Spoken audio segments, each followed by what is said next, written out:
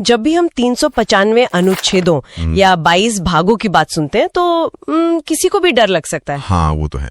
हालांकि अब संशोधनों के बाद ये नंबर 470 के पार जा चुके हैं, लेकिन जो मूल ढांचा है ना, वो आज भी उन्हीं 395 अनुच्छेदों के गणित पर ही टिका हुआ है। सच देख रहे हैं, वो इसी पुरानी धारणा को पूरी तरह पलट देती है। मतलब ये रटने के बारे में तो बिल्कुल नहीं है। ये उस सिमेट्रिकल स्ट्रक्चर यानी जो सममितीय ढांचा है उसे डिकोड करने के बारे में है, जिस पर बेसिकली हमारा पूरा देश चल रहा है। तो चलिए इसे थोड़ा खोल कर समझते हैं। भाग 1 से शुरुआत करते हैं। पॉइंट 1 है हमारा बेसिक स्ट्रक्चर।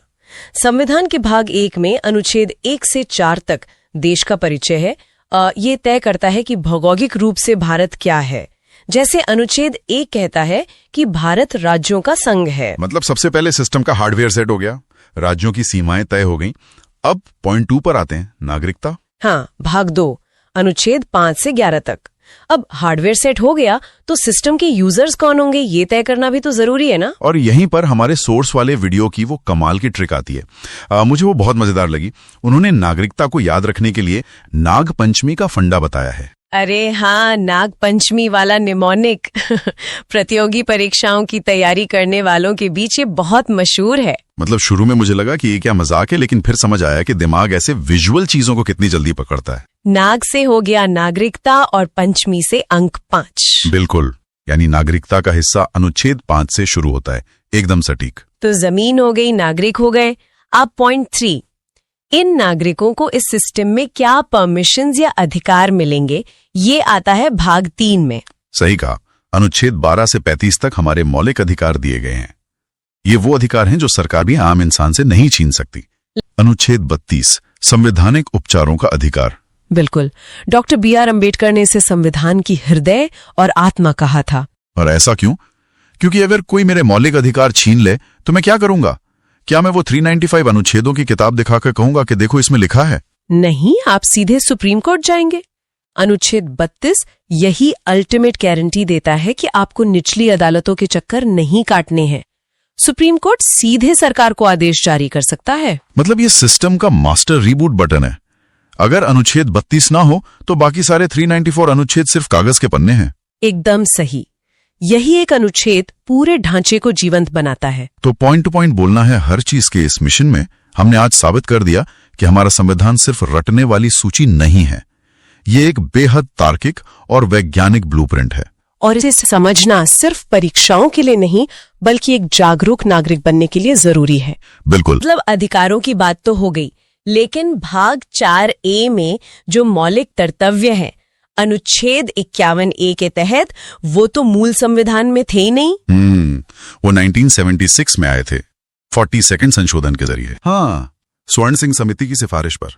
अब मैं यही सोच रहा था कि अधिकार तो हमने 1950 में ही दे दिए थे, तो फिर नागरिकों को उनके कर्तव्यों की याद दिलाने के लिए 26 साल का इंतजार क्यों करना पड़ा? देखिए, ये बहुत ही लॉजिकल है।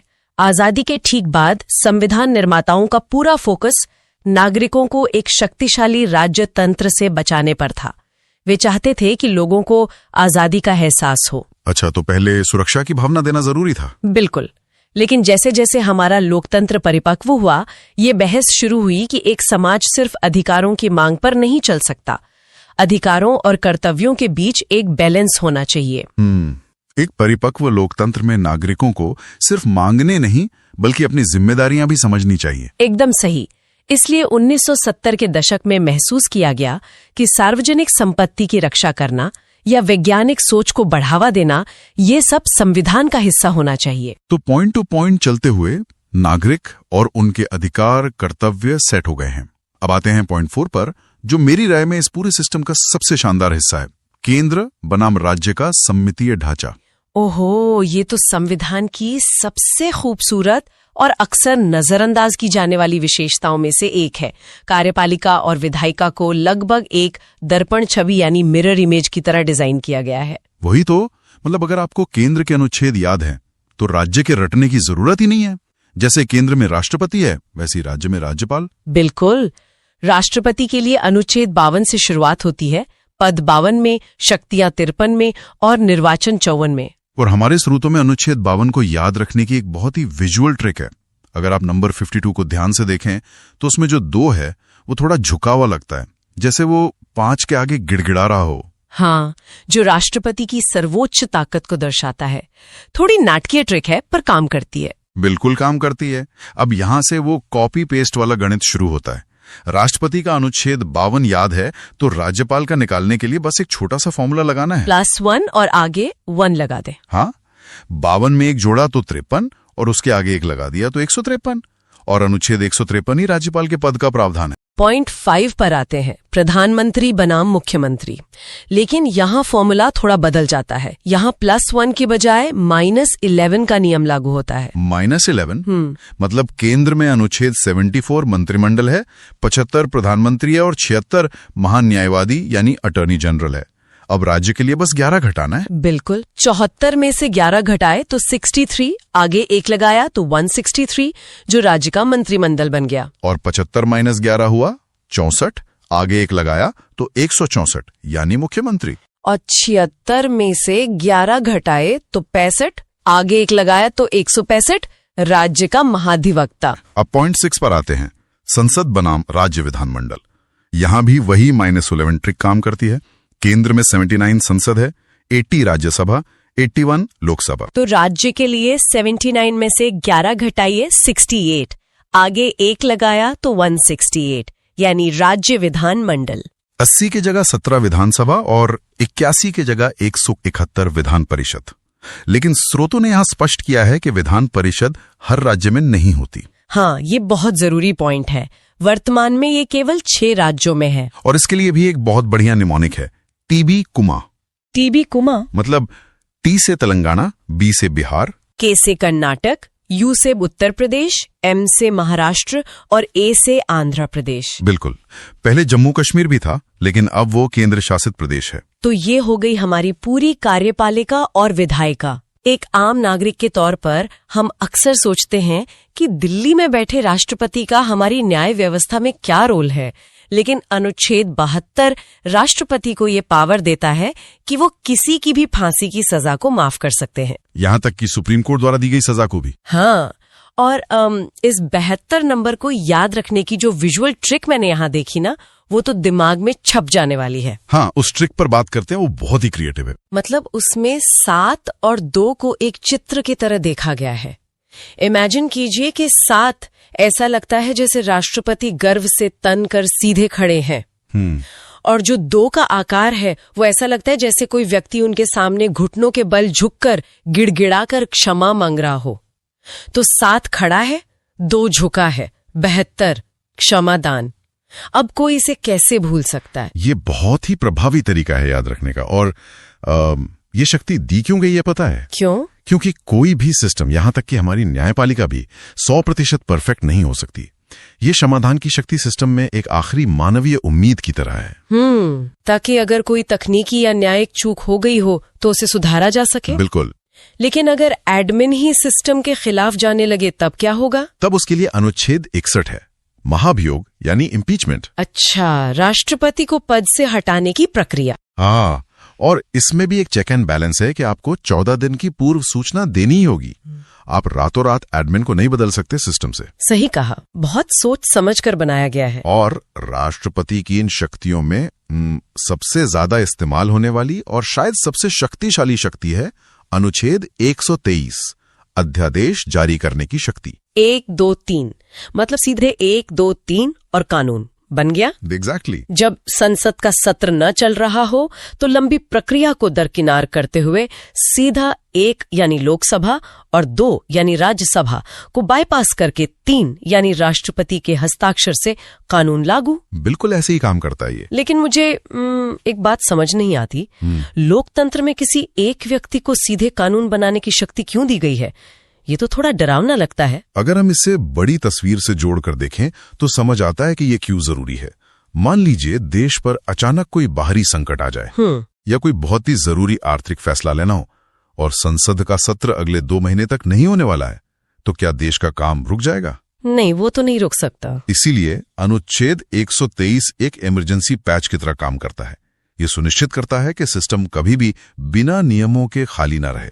हाँ, बाद में इसे संसद से पास कराना होता है, लेकिन उस समय के लिए काम चल जाता है। राइट, तो ये एक तरह का लॉजिकल बैकअप प्लान है। बिल्कुल। और जब कानूनी पचड़ों में एडमिन को मदद चाहिए तो अनुच्छेद 143 के तहत राष्ट्रपति सुप्रीम कोर्ट से कानूनी सलाह भी ले सकते हैं। हाँ, हालांकि मजेदार बात यह है कि राष्ट्रपति इस सलाह को मानने के लिए बाध्य नहीं है। बस एक राय ले ली, मन किया तो माना वरना नहीं। हाँ, बस वैसा ही है। वैसे कार्यपालिका की बात हो ही रही है तो मुझे उपराष्ट्रपति के बारे में एक बहुत ही मजेदार तथ्य मिला जो अक्सर लोग मिस कर जाते हैं। अच्छा, वो वेतन वाला? हाँ, अनुच्छेद 63 और 64 उपराष्ट्रपति के पद से जुड़े हैं, लेकिन हमारे सिस्टम में उपराष्ट्रपति को उपराष्ट्रपति होने का कोई वेतन नहीं मिलता। जी हाँ, ये एक बहुत ही बारीक पॉइंट है। उन्हें जो भी वेतन मिलता है वो राज्यसभा के पदेन सभापति यानी एक्स ऑफिशियो चेयरमैन के रूप में काम करने के लिए मिलता है। मतलब उनका असल जो डे जॉब है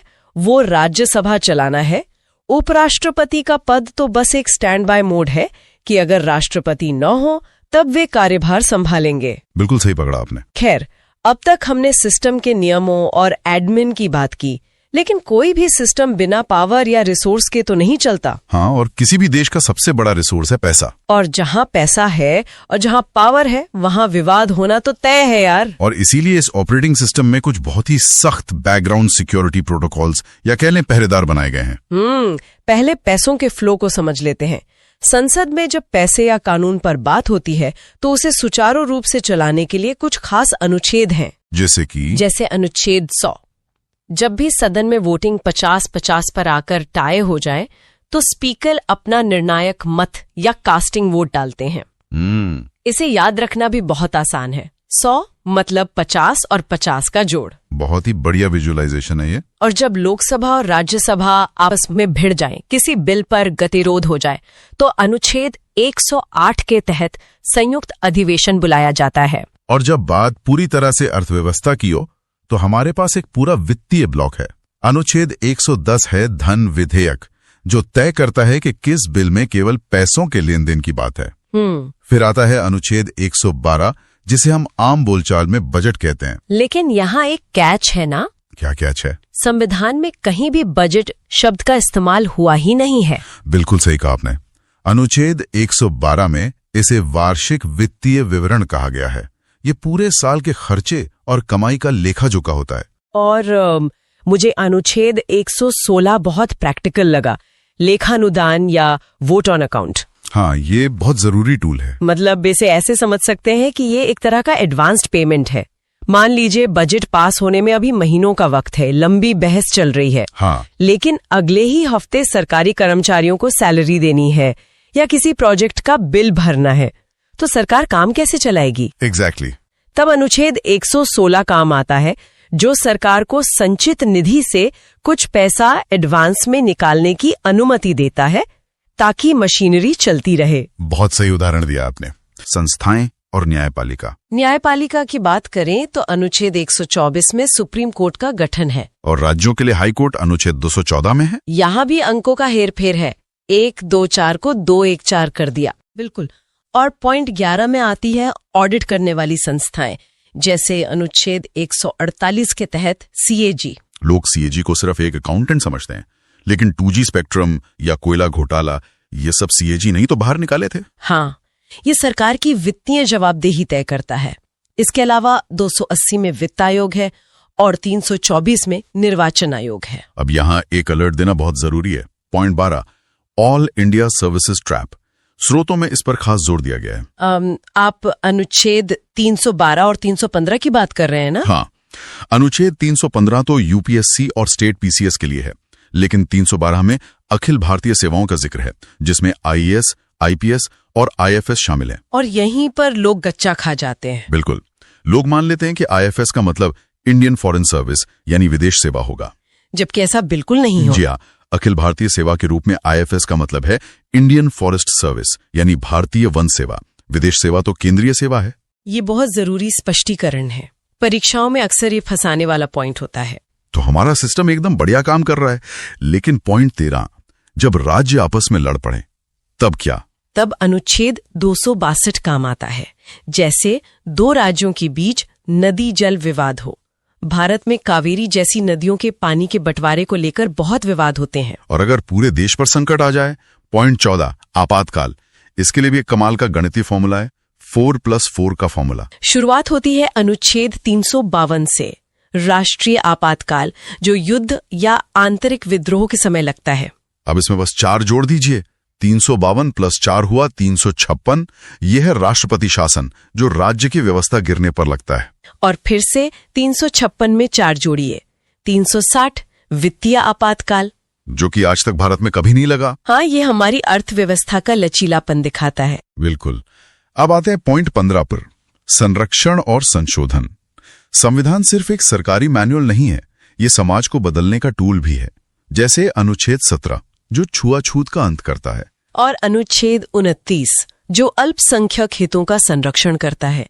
इसकी वो विजुअल ट्रिक बहुत गहरी है। हाँ, वो 2 और 9 वाली, मतलब 2 ऐसा लगता है जैसे कोई डरावा कमजोर इंसान झुका हुआ है, और 9 एकदम सीना तान कर खड़े इंसान की तरह दिखता है। ये दर्शाता है कि संविधान के संरक्षण से अल्पसंख्यक समुदाय पूरे आत्मसम्मान के साथ सिर उठाकर खड़ा हो सकता है। और इस पूरी आत्मा को समय के साथ अपडेट रखने के लिए अनुच्छेद 368 है, संविधान संशोधन, जो दक्षिण अफ्रीका से लिया गया है। अगर आप चैनल पर पहली बार आए हैं तो सब्सक्राइब कर दीजिए। वीडियो पसंद आए तो लाइक और शेयर जरूर करें